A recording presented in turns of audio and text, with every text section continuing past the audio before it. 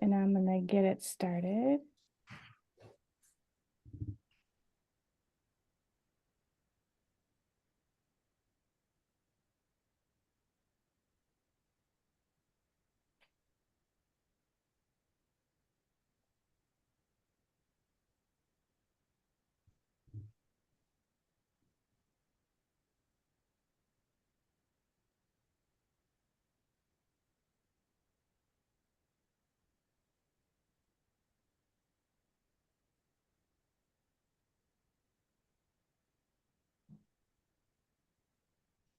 Well, good morning and or good afternoon, depending on where you're from. I want to say welcome to the What's Next session. We are going to get started here in about 1 minute, and thank you for joining.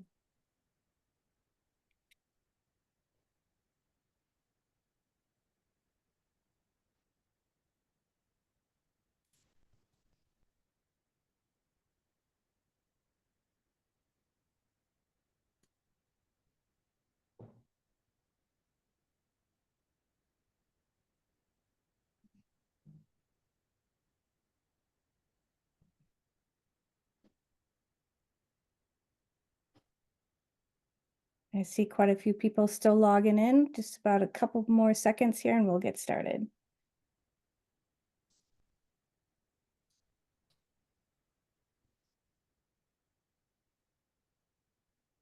All right, well, it's about 1 minute after, I think we'll get started. First of all, thank you for joining us. Welcome to the What's Next 1 Million Fusion Jobs. Who will fill them and where? My name is Cindy Gutowski, and I will be your moderator today. There we go. Finally, the slides are working for me. Welcome. I'm the Director of Marketing here at Peak Nano. I'm also the host of the What's Next series. If you're unfamiliar with them, we've got quite a list of What's Next webcasts that we have done latter part of 2024. You can find those at peaknano.com/events and or at our Peak Nano YouTube channel. Today we have a great session to kick off 2025. We will be joined by Mike Heumann from Ignition Research, who's going to talk to us a little bit about the fusion jobs, the fusion energy jobs, the opportunity, where they're coming from, followed by Mr. Walsh, our CMO at Peak Nano, who's going to talk to us a little bit more about the value of fusion jobs and the opportunities in the market. Our special guest today is Professor Saskia Mordag, Associate Professor at College of William and Mary. She's going to walk us through preparing our workforce for the fusion energy opportunities. I think you're going to enjoy this session. Finally, we are going to conclude with a Q&A session. Please post all of your questions in the Q&A chat. We will do our best to get to every single one of them at the end of our presentation today. If we don't get to your questions, we will answer them in an email and a follow-up email. Couple of housekeeping items. We are going to record this session, or it is already being recorded. That recording will be shared with you. You are welcome to share that with your colleagues and other counterparts. In addition, we are going to share the slides along with some additional assets that will include links and resources to much more valuable and more additional valuable information. All right, our next webcast, we'll talk to that at the end of this session, but it will be coming up February 18th. Stay tuned until the end to hear what that topic is. All right, without further ado, wonder why that's doing that. I am going to welcome Mr. Mike Heumann from Ignition Research. Mike. Thank you very much, Cindy. So I think it's a safe statement that I think everybody realizes the energy sector of the economy is a big job generator. If you just look at some of the statistics here from the renewable energy sector alone, you know, it's created 16.2 million jobs in 2023. That's up significantly from the previous year. And that is expected to continue to go on. If you look at solar and wind, for instance, China alone got 2/3 of those jobs, you know, almost 7.5 million jobs. EU's gotten a lot, you know, same with Brazil, US, and India. Photovoltaic, a big generator of jobs as well.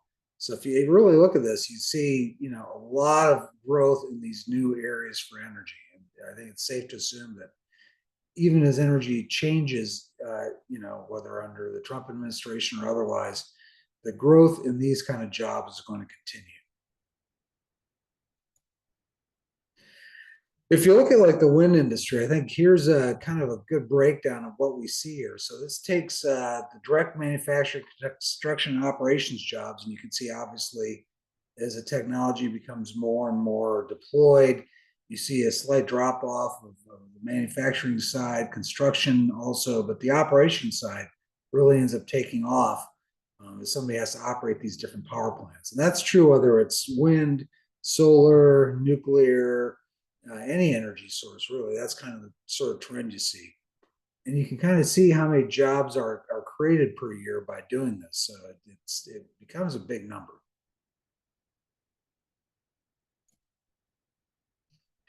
So let's talk about the fusion market. So obviously, with any of these energy markets, one of the big questions is, when does it take off? What does it take to make it take off? And then how many jobs does it generate of these different kinds? So construction, manufacturing, operations, things like that. So our actually forecast for the fusion market is they'll reach about 24% of the total electricity market by 2050. So if you kind of look out here, it's you see about 32% of U.S. electricity, 29% depending on what numbers you're looking at. India is a big swing. It could be anywhere from 4.6 to 47% of their energy, depending on where fusion happens. China kind of also has a similar swing. But if taking the larger numbers, we start kind of looking at, okay, how many power plants are required to do that? And you'll see here every 5 years how many new power plants have to be built. It reaches a peak of about 1,500 in 2050, so a large number. On a yearly basis, with our model C, the most liberal model, if you want to call it that, the market ends up with a value of about $1.69 trillion worldwide. Okay, that's, it reaches $1 trillion in 2046. So it's a fast growing market. So let's talk about how does that turn into jobs? Our guess is we looked at a variety of different markets, energy markets. The one that obviously is the easiest one to compare to fusion is the fission, nuclear fission market. So today there's 408 plants in nuclear fission. We expect there will be almost 4 times that number in fusion by 2050. Okay.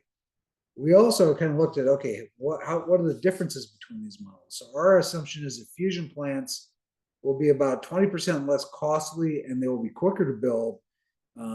Typically 3 to 5 years for a replacement plant that can sit where there's a current, fossil fuel plant or nuclear plant, and 5 to 7 years for greenfield new plants. That's primarily due to the fact that the actual process of doing permitting and siting will be a lot easier for fusion plants than say it would be for nuclear, where you have to go through a lot of permitting and siting issues. We do expect fusion plants to be less complex and less expensive than nuclear plants to build. So, if you look at today, if I remember correctly, the numbers are about $6.5 billion to build a nuclear power plant in 1 gigawatt range. For fusion, we think that number will be closer to 6 million. Now, their operating and maintenance costs should also be lower. Okay, certainly if you think about operating costs, the biggest driver in most power plants is it's either people and it's fuel. Fuel for fusion should be significantly cheaper than fuel for nuclear fission. Certainly a lot cheaper than gas or coal, which tend to be very expensive. Our forecast is that half the fusion plants will replace current heat generation sources. So in other words, you're taking an existing plant that's coal or natural gas, and you're basically pulling out the burners and the boilers and all that, and now you're dropping a nuclear fusion, hooking up to the existing generators and turbines. So basically, it's a drop-in sort of approach. We do expect the good thing about that, obviously, is then you don't have to build new power lines. You also have a workforce that knows something about running a power plant. Now, that doesn't do everything for fusion, but that's a starting point. We also expect 40% of the plants will be new construction with new power lines. In other words, we have more demand. If you look at data centers and things like that, dropping new plants in places like Virginia, where there's a lot of electrical demand, or other places like that. And then we finally expect about 10% of these will not be public grid power plants, in the sense that they're going to hook into the grid and everybody gets that power, but they're going to be specifically used for things like data centers or industrial purposes, such as steel making, chemicals, things like that. And as we said earlier, we expect about 20% of power production to reach for fusion in about 25 years. Based on all that and looking where we expect the jobs to fall, this is kind of where we see the job market going as far as fusion goes. So you can see it reaches about 1.3 million jobs. A large amount of those are in the supply chain. These are the guys that are building all the parts that have to go in a fusion machine. So the tokamaks, or the laser ignition systems, your thermal blankets, all that kind of fun stuff. Running the business, additional headcount for the back office sort of functions. That's in the lighter blue here, a smaller number. Construction, obviously one of the bigger ones, and then engineers, probably one of the biggest ones. That's going to be an interesting topic that we'll get into next and talk about what we have to do to enable the fusion market, which is produce lots of engineers that know something about fusion.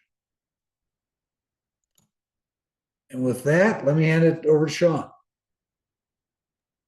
Thanks, Mike. So one of the things that struck me when Mike first presented the data was the similarity, as we talked about, to the nuclear industry. If you look at the numbers from the Nuclear Energy Association, they say there's roughly 250,000 people working across the industry right now at about 408 plants. There's another 110 that are in process. A number of those are going to be the small modular reactor plants as well. But it gives you an interesting corollary. And again, if you look at getting to that 10 to 20% range, 20 to 25 years has been the consistent theme or experience. Part of that's regulatory, part of that's capital development, but a large part of that is also making sure you've got the workforce. And when we think about the fusion market timeline, there have been a couple of key things that have happened. So we've seen legislation with the UK Atomic Energy Association, with the NRC here. We've seen, I think the last number I saw from the Fusion Industry Association, there are 40 or so folks that are building fusion prototypes right now. Those would be folks like Commonwealth Fusion and Helion and General Fusion, Pacific Fusion, and the list goes on. But we're in that phase right now where over these next 2 years, the combination of regulatory changes, seeing these as particle accelerators or other types of non-fission systems are critical. It's also important for the communication of what the safety factor is for fusion as we go forward. Next, we're starting to look into the commercial phase. So Helion has already publicly announced a couple of wins with Microsoft and Nucor Steel. We saw an announcement at the end of last month from Commonwealth Fusion that they're building their first commercial plant in Virginia. And these are the types of steps that signal the industry is moving forward. Depending upon who you talk to, again, I'll use the numbers from the Fusion Industry Association. Sort of the highest probability of grid level contribution for fusion is around 2035. And then you allow that about 20 years to grow to get to about 20%. And that's the basis of this model. Now, we're predicting the future here, plus or minus 5 years, so be it. But we are on a path that's very, very similar to what we've seen with multiple other types of energy generation. And I got to stop hitting the down arrow key to advance things because I'm not on my PowerPoint. The other big part to this is that, this is a highly competitive market. Taking politics aside, the reason I put this slide up here is to talk about public commitment. Now, as Mike said, this industry is going to be north of $1 trillion. That includes supply chain, that includes jobs, that includes the construction and installation of these plants. This is a big, big market economically. It's going to be a huge driver of of the economic engines. You can't build factories. You can't build more AI data centers. You can't enable more homes if you don't have power. And China has made some pretty bold statements in the last year that they intend to produce 10 times more PhDs than the US in fusion engineering, material science, and other types of engineering disciplines. This is what our industry is competing against. This is why we have to be aggressive in our investments, both in terms of human resources and scientific and supply chain resources. And I put this up here because the majority of the jobs are not going to be researchers. They're going to be engineers. They're going to be people building the plants. They're going to be people operating the plants. They're going to be people getting stuff onto the power grid, new power lines that have to be installed. At its core, we're still boiling water for a lot of these things. Helion's methodology aside, but the vast majority of the other things tend to boil water and to generate the heat. And I was a big fan of the show Dirty Jobs, so I decided to give it a shameless plug here. But what's significant about this is that we need not just researchers and PhDs, but we need people who are going to implement this. Think about building 1,500 power plants. That's a lot of power plants. That's a lot of plumbing. That's a lot of welding. That's a lot of electrical. So this is going to drive economic and job creation across the full spectrum. And we're not even talking about accounting and other types of operations. And then this is obviously a picture that Commonwealth and Dominion Energy put out. You can see here that this is still a relatively compact power plant. We are not talking about as big an infrastructure. This is one of the reasons why I think when you look at the revenue potential of the market, the footprint of the market, and that's one of the other things that I think fusion really has going for it, is its ability to be a plug and play replacement for the heat generation systems that are out there. It's got a much more modest footprint, and the fact that it can be compatible with existing infrastructure will help its acceleration and adoption go faster than other forms. You don't need 500 acres to run a solar farm. You don't need that acreage to do wind. And again, not to be disparaging of those technologies, everything's got its pros and cons, but the footprint opportunity here is really important. And the fact that we see a major power company participating in this process is, I think, a signal that they also see that same market opportunity. So from this potential to being able to actually create that skill set from top to bottom is the heart of this conversation, and why we have asked Professor Modric to join us today. So with that, I will hand it off to her. Well, great. Thank you so much. So the question was asked to me, like, so if we are going to need 1 million jobs, in fusion, 1 million jobs in fusion, what would that mean in the sense of actually developing that workforce pipeline? And Mike already kind of showed you a little bit of the kind of distribution of kind of who would be involved in this aspect, from kind of supply chain, construction to operation and R&D aspects of things. So in order to understand where we need to get, it's really, really sometimes important to understand where we are. And so the first one to really indicate is that fusion has been dealing with an aging workforce for a long time. This was the fusion workforce development as a bottleneck challenge was pointed out 20 years ago for the very first time in a FESAC report to the Department of Energy in 2004. And this was repeated in a new report because it's typically done every 10 years, although there has not been one in 2024 on workforce development. And in 2014, it was again highlighted as a huge critical issue. And this is, you can see this is highlighted at kind of what the age distribution is.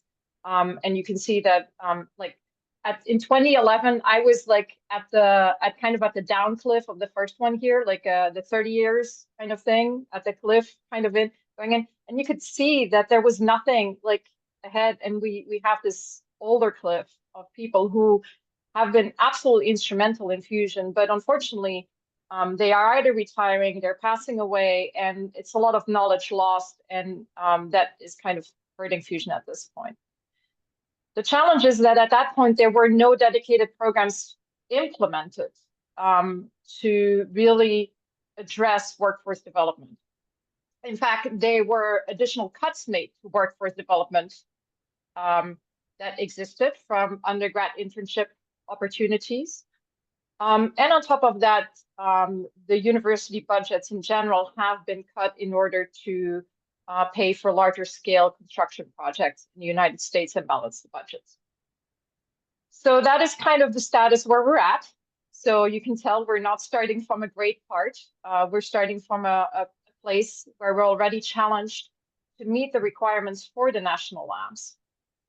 So now then suddenly, in the last few years, we've had a really flourishing fusion industry.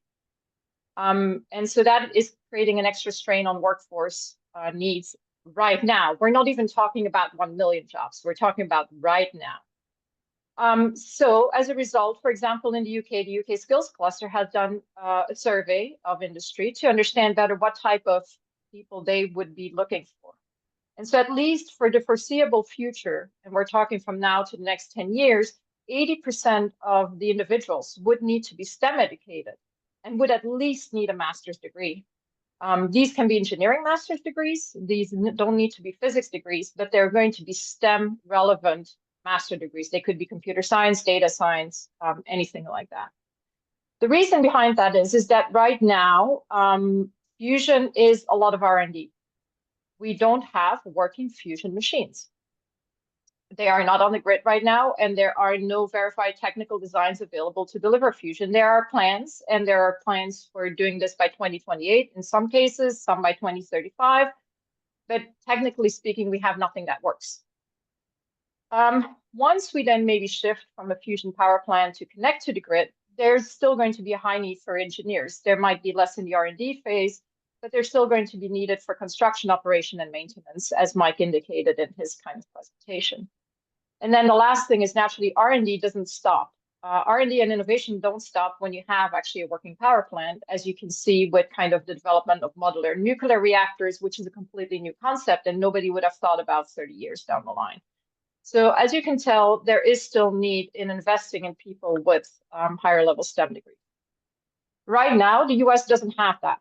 The US does not have a dedicated fusion master's program. And to give you an idea, what would it require to build such a program? So master programs tend to need 8 to 10 classes, which will mean that you need 4 to 5 dedicated faculty to teach those classes. And to give you an idea, right now, about 50% of US universities only have 1 to max 2 faculty members that do fusion or plasma research. And so that means you don't actually have the amount of faculty you need to even offer such a degree at most places. There are about 16 universities with 4+ faculty. So technically those places could develop a master's program focused on fusion right now. However, this would mean that they would not be fulfilling the other classes they're teaching for the programs they are in. And so it still would require those programs to either hire additional people that are not in fusion or to hire more fusion people in order to actually be able to offer that. So it still will require more people. A critical component to this master degree would be hands-on experience. I mean, I think this is one of the big asks in the industry is that students don't come just with classroom experience and having passed a test or a quiz, but they actually have had hands-on experiences. This could be in a laboratory space by building something, but this could also be computing-wise or data-driven-wise. That requires typically facilities, startup packages, and sustained research funding. And it changes the student-faculty ratio tremendously because it's very easy for me to stand in front of a classroom of 100 students but it is much more difficult for me to provide 100 students with an internship-like experience. So that kind of is a huge kind of aspect on the student-faculty ratio. Right now, I know that from the industry perspective, there is not much of a need from PhDs in the sense of like, especially if you think fusion is going to be developed and commercial by 2035, that would maybe think you don't think that we need to invest a lot in researchers. So the argument here is like, maybe not. So there are reasons for actually still investing in PhD programs. Now, one thing to note is that the US has no national concerted effort. So it's very difficult to know how many PhDs there are because some of them are funded through FES, Fusion Energy Sciences, in the Department of Energy, but then there's some that are funded through NSF. We estimate that about 150 students a year kind of graduate that are in fusion or adjacent to fusion or relevant to fusion with PhDs. That is an estimate based on kind of information from conferences and other places. There's about 80 schools, not all of them with graduate programs, that have plasma or fusion faculty members. If you take maybe 1 or 2 PhD students per faculty member, that again puts you at that 150 number. And so the challenge is right now that our graduate students, due to the limited number of faculty members, get very little broad education on fusion. So they might get like 1 or 2 classes, and then they immediately deep dive into their research projects, and they don't really get as much of the broad part of fusion that you would like to have in order to be able to work in such an environment. The Chinese Academy of Sciences claims that they are having 2,500 PhD students right now. So if you think about PhD taking about 5 years on average, that would put it at 500 students a year, whereas we're at 150. I mean, that's a factor 3 difference right now. So I don't know whether 2,500 is yearly or whether that's a total number. So that is unclear from their information. The UK, for example, another, which we consider a partner, but everybody's a competitor in this field, yes, is actually going to try and train another 300 PhDs beyond the current numbers they already have in 5 years. And the UK is much, much smaller than we are. Europe has a dedicated network called FuseNet that supports education at all levels, actually. They start at K-12 all the way through PhD.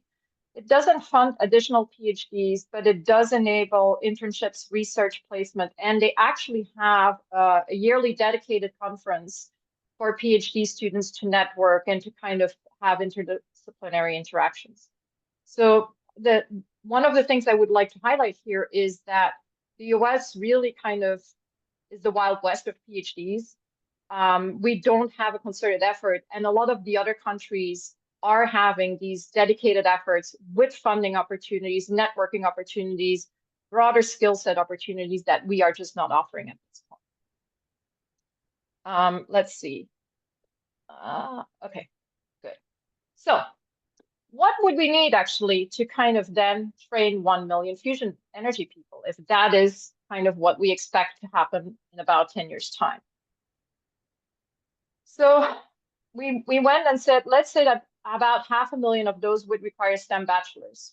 Even if they're in the supply chain part, you probably will need a STEM bachelor's if you're going to be developing the lasers or the magnets or other aspects. It's not because you're in the supply chain that you don't need a STEM background. We said about 200 would require a STEM master's degree, which actually I did this separate from Mike. I hadn't seen Mike's slides, and it kind of matches really well up with the amount of engineers he had budgeted into this thing. And then we said about 10,000 might require a PhD. And then we're going to be very generous, and we're going to say, like, well, you know what? 80% of those people don't need to have a fusion background. They're going to be optical engineers, electrical engineers, mechanical engineers, chemical engineers, physicists, but they don't need to do fusion. They kind of come from a different background, computer science, anything. They don't need to do fusion, and they will work just fine, because that will reduce kind of the burden on our end to train them. So that would mean that right now, if in 10 years' time, we would need to graduate about 1,700 fusion masters a year. And I'm leaving it very vague as what classes you would take for a Fusion Masters. That is a completely different exercise, but it would be kind of something that is a master's that it has a broad education there. To give you a perspective, right now in 2021, there were about 47,000 engineering degrees, master in engineering degrees that were kind of handed out. So 1,700 is not kind of a strange number if you look at that kind of quantity from an engineering perspective. For the PhD, it would require a growth of about 15% because we're starting with a class about 150. And so you would have about 1,000 PhDs per year in year 10 to get there. And to give you an idea, there are about 10,000 PhDs in engineering in 2021 in the US right now. So that's a little higher percentage, I think, than the other one, but it kind of gives you an idea of where we would be. Another thing is, remember, China is looking at 500 a year at least right now, so not in 10 years, to kind of give you some context that these are not completely strange numbers to use. So what would that require? Yes. So one of the things, oh, sorry, I must have jumped the slide. Did I jump the slide or the master one's left? Okay. Anyway, so the thing is, if you would have to fund this, I think my master slide got missing, but anyway, so you would, if you wouldn't need to do this for PhDs. So if you needed 1,000 extra PhDs, the cost of a PhD student right now in the US is about $150K a year per student. So that would put you at 150 million per year per student. Now, PhD students on average get funding for about 4 years. Any time that it takes longer for them to finish their PhD is quite often covered through TA-ships by the university. So that would give you about 600 million total just for PhD support. And if you compare that right now to how much PhD support comes from fusion energy science and from FES, that's about 40 million. Then if you look at the total university budget at fusion energy sciences is about 100 million. So this would already require the university budget to increase by a factor 6. The other challenges, and I didn't give you the numbers because my master slide fell out. I should have caught that. So the thing is, if you need to educate about 1,800 master students, if you look at nuclear engineering, they have about 10 students per class. And if you look at mechanical engineering, they have about 30 students per class. So if you take the 1,700 or you make it 1,800 because you're lazy like me and you divide it by 30, that means you need 60 master programs. If you have those 60 master programs, and we assume that about 10 in the US already can exist based on the fusion aspects there are, then you need an additional 4 to 5 faculty, which would mean, is how I came to this number, you would need at least 200 additional faculty members right now to just teach the master students.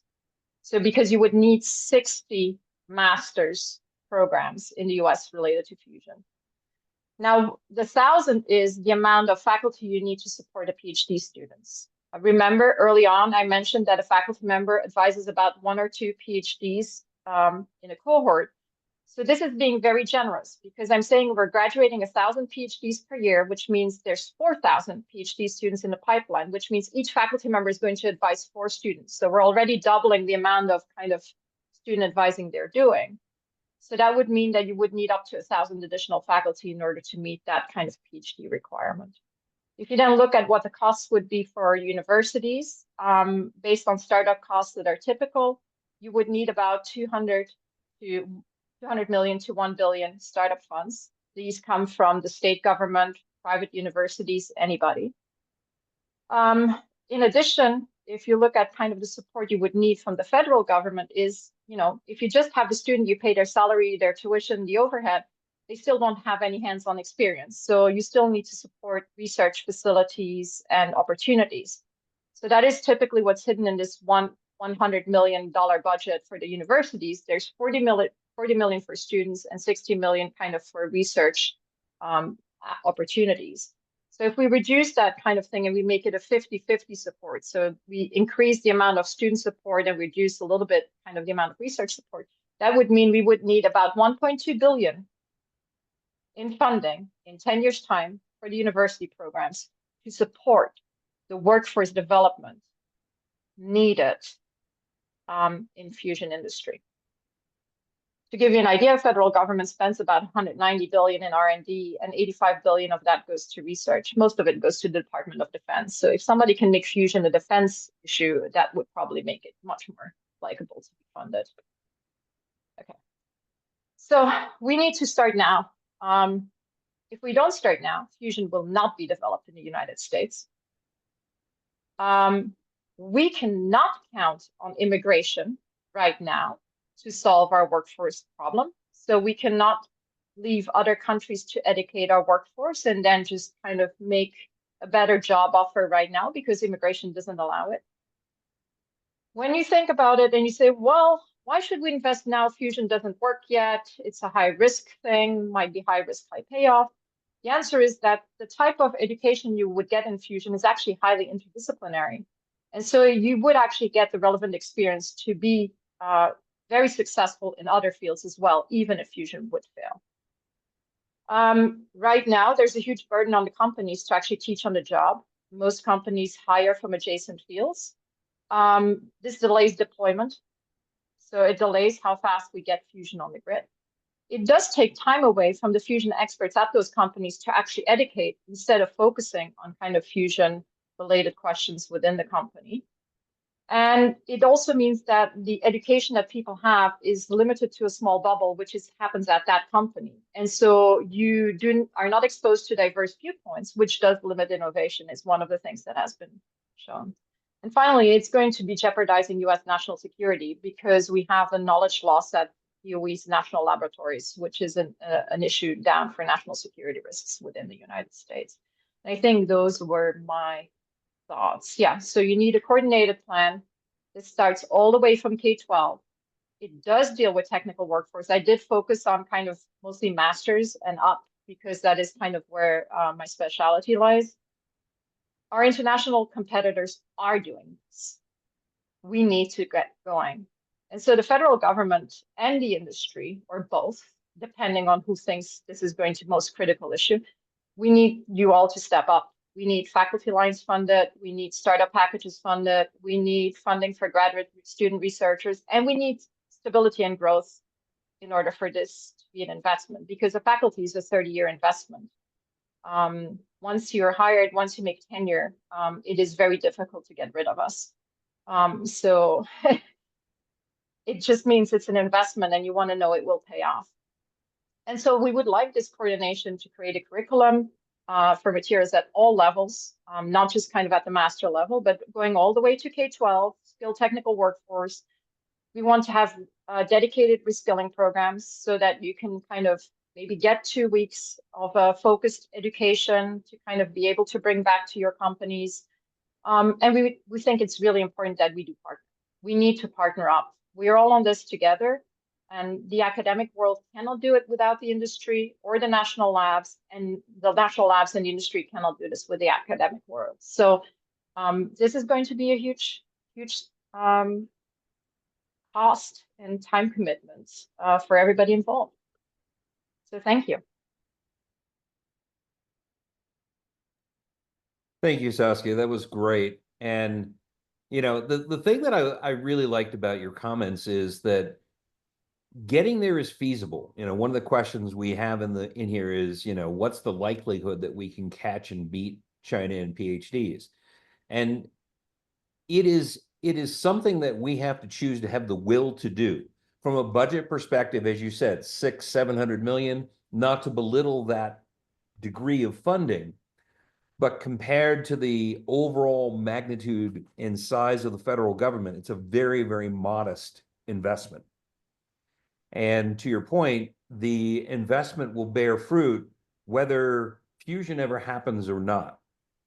And one of the other things that is coming out of the fusion research reminds me a great deal of the early space programs. If you look at all of the different things that are being done with lasers, with magnets, with material science, with the ability to be more efficient in developing medical isotopes and all of these different areas that the fusion companies themselves are spinning off subdivisions to go chase because there are real markets for that research. So I think that it's not only would it prepare us for that fusion future, but it also has solid deliverables for dozens of other industries that we're seeing today. All right. So with that, Mike, why don't you take the first question here? 1 million jobs. It's a big number. So why do you believe it? You're on mute. I think you're on mute, Mike. Sorry, can you hear me now? Yeah. Yeah, this is one of the easier ones to answer. It's simply a matter of how big the sector is in the market. And if you believe fusion is going to hit $1 trillion, 1 million jobs is pretty much straightforward math to get there. I mean, if nuclear is 4 times as big as it was, it would have 1 million jobs as well. You know, so the better question in a sense is, and this kind of gets to one of the other questions, why do we think fusion is the right answer for this?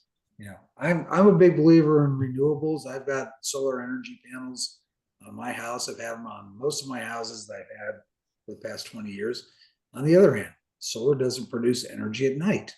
Okay, you need batteries to do that. There's a lot of backlash because of battery fires for solar energy storage or wind storage for that matter. You know, if you look at all the energy sources, fusion is really the only one out there that has the potential to kind of fill in the gaps of the, you know, rapidly growing energy needs that we have. So that's kind of why I personally believe it. I think you also see a lot of people investing a lot of money in it, which certainly for something as early on as it is doesn't hurt. Yep. And then the other thing I'd like to point out is in the Fusion Industry Association's 2023 survey, which came out in 2024, they said there's roughly 4,000 people working in fusion. If you look at the LinkedIn totals of those companies at the end of 2024, they were pushing 6,000. If you look at the fact that Helion, General Fusion, Commonwealth, and Pacific, and we can run down the list, all of those companies are starting to ramp their builds. So that's going to drive early adoption. We're seeing government investment ramp. We're seeing national labs across the globe continue to invest. The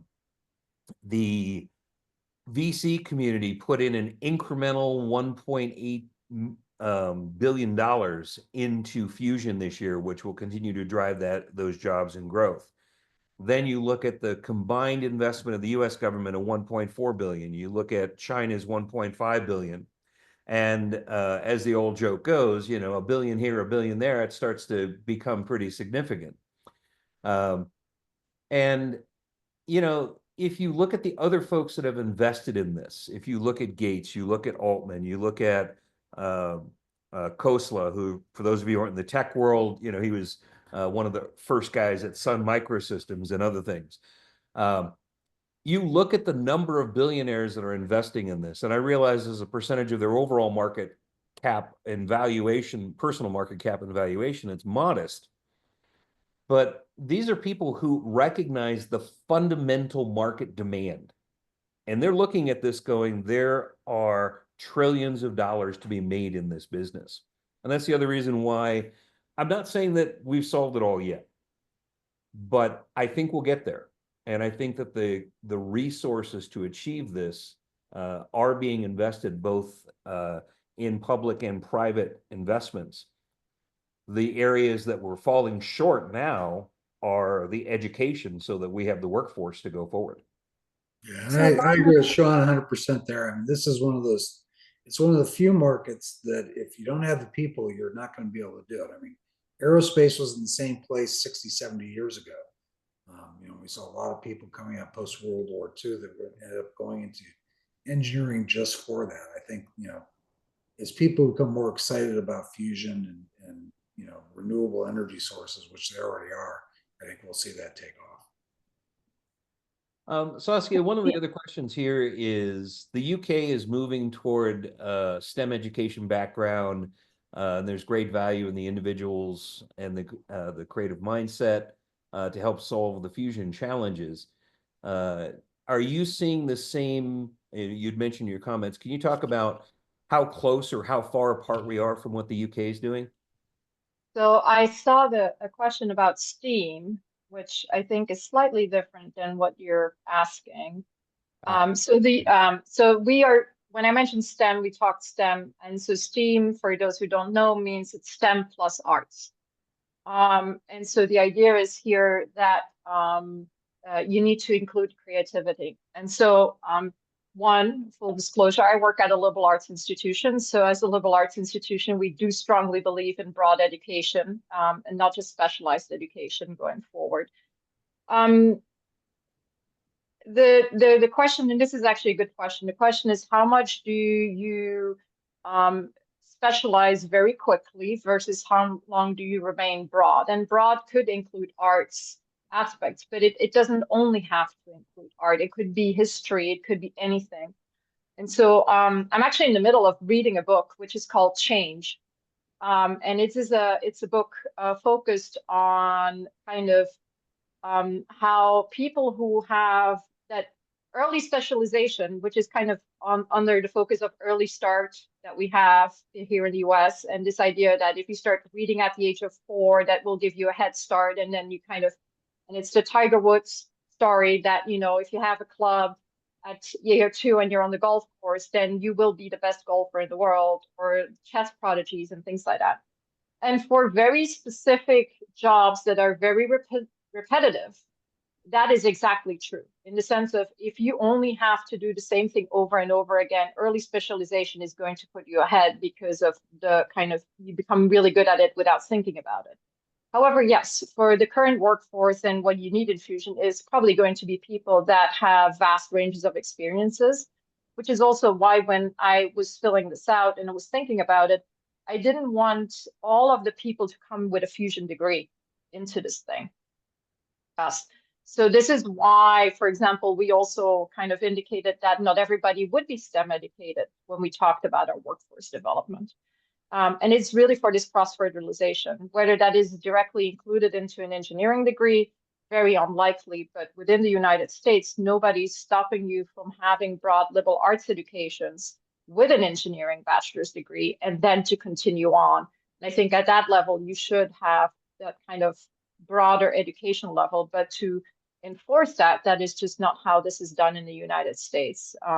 Their students can kind of like self-tailor their majors to a certain point and include those broader experiences. You can double major in a lot of schools as well, in STEM and non-STEM combined things. So there is no need for that dedicated component just because of how flexible our educational system is at the bachelor level already.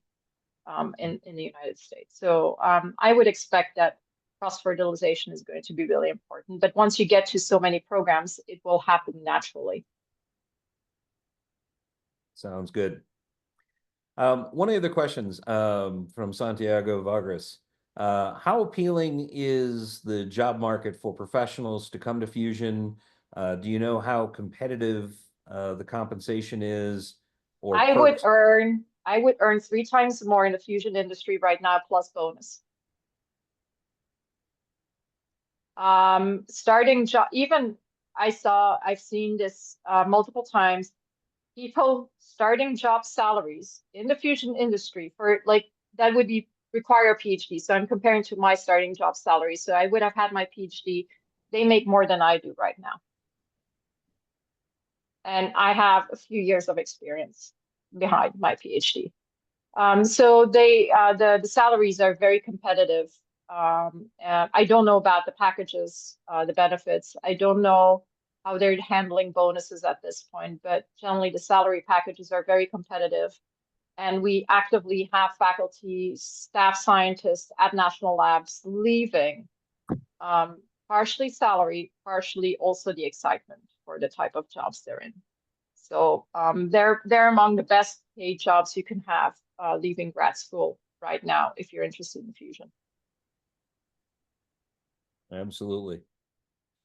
All right. One of the other questions that was on here, I'm going to try and tackle first, which is trade skills are a big requirement. Who will train them? And I actually think this is the area in which we probably have the greatest scalability. There have been long-standing union trade schools for this. There are in almost every state, there are strong associate degree programs that you can get for a lot of these trade skill jobs. Now, there are certain things like cryogenic welding, okay? You got to be a good welder before you can try cryogenic welding. But it's something that it's an area where I actually think we have not only the teachers available and the skill sets available, we have the pragmatic field experience opportunities for those people. There's also tremendous overlap between what people do in power grids today, what people do in aerospace industries today. So if we look at those as sources for both training and people to fill those jobs, I do think there's a big opportunity in that. And I think that the other realistic part of this is on a very selfish level, I'm working with my granddaughter, who is now 18. She is applying to universities to get her bachelor's in chemistry. And we've had to have some really blunt talks about this is what is in your college fund, and this is what it costs to go to these schools. And you may not, the in-state school may not be your first choice, but you can graduate with your bachelor's degree with what you have in your account today, or you can go out of state and pay twice as much. And I think that when you look at the cost of education, I think it's also going to drive people into trades as well, because the trade jobs pay very, very well. One of the data points that is in the forthcoming blog that we'll release as part of the package for this. But if you look at the power plant trade jobs, they're paying $60 to $100 an hour. And this is data coming from the Nuclear Energy Institute. So, when we talk about these sorts of highly skilled trade jobs that work in these power plants, they're, as Saskia said, they're amongst the best paying jobs that you can get either out of a trade school or out of a university program. Sean, there's a question from Raphael that's kind of in line to that. And his question is, any movement or talk about reducing educational costs in the US to compete with China PhDs? I'm gonna defer to Saskia on that one. So you want to reduce educational costs for people in the United States? Well, this is a very unpopular answer, but if you look at the educational costs in Europe and in the UK, and the UK is not as great anymore, but let's take Europe. To give people an idea, my yearly registration in Belgium to get my mechanical engineering degree, so it's a 5-year degree, I think was 250 euros. Wow. Why? Because the federal government believed in public education and did fund it at that level. I know that in the state of Virginia, at this point, most of the state schools, their funding support is below 10%. And that's a state school which already we have direct limitations on how much we can increase, the in-state tuition rate. So we cannot spend frivolously however we want to. So that is kind of one of the aspects, is at least for public education, is currently there is no political will to really fund that aspect. Now, mind you, I believe that should not just go to the large, nice research R1 universities. I do believe that the community colleges and the trade schools are just as important and require just the kind of same amount of support for people, because that is like where the vast majority of people come from.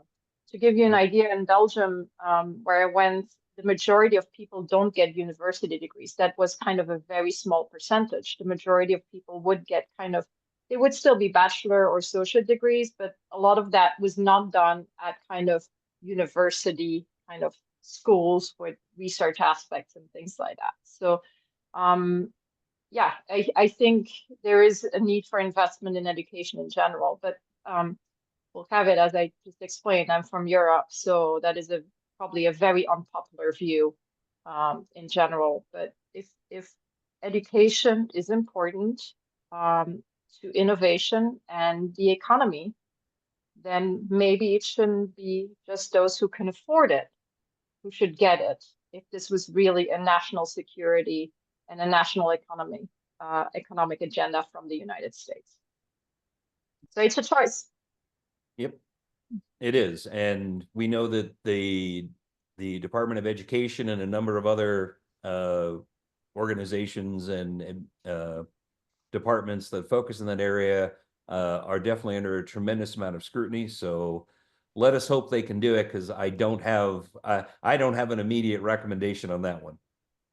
No, and- I mean, the other thing you have to imagine is like, why are things in Europe and China cheaper? Well, salaries are much lower. Cost of living is different.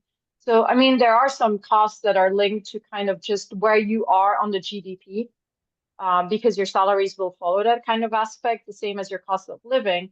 But that is kind of hidden away, and also kind of this kind of how much money you have spent. So you cannot just kind of look at the raw numbers directly. You'll probably have to normalize them a little bit versus where you are as a country in the sense of like salary ranges and kind of GDP. I'm not an economist, so I wouldn't know how to scale it, but you cannot just compare raw numbers in this case.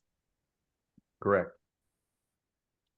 And then Cindy, I think the last question that I want to tackle is more of a statement, but Xander Wang here posted a thing about looking for training and internships. Xander, I will, we've got your email from this, but I have some folks there that I can probably connect you with to help you with that job search. And if you're in Washington State, there is a hotbed of folks there with Helion and General Fusion just in British Columbia, Don't forget Avalanche. Avalanche. Yes, I was going to go. Avalanche are my favorites, so don't forget them. So there are a large number of companies there that we can connect you with as well. And we can share it in the email too, Sean, Yes, absolutely. And so can I ask, like the last question was somebody like, how do you research fusion jobs? There is a website called usfusionenergy.org. I think, and they are doing a tremendously good job at trying to kind of gather all the open jobs out there and internships opportunities out there. I'll send Cindy a link for her to share in the blog as well. That comes along with the webcast. Awesome.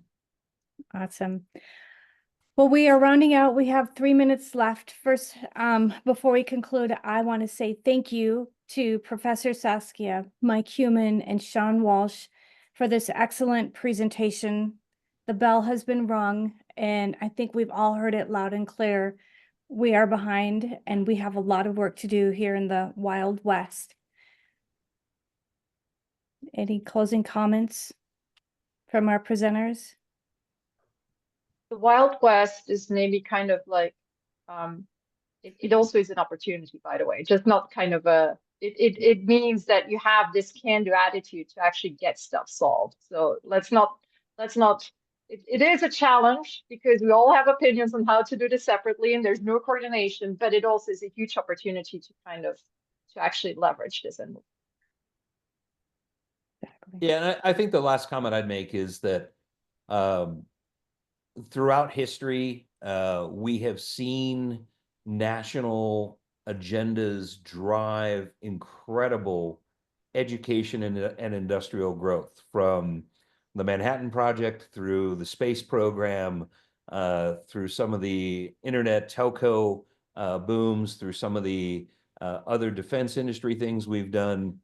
And we know we have the ability. The question is, do we have the will to execute it this time?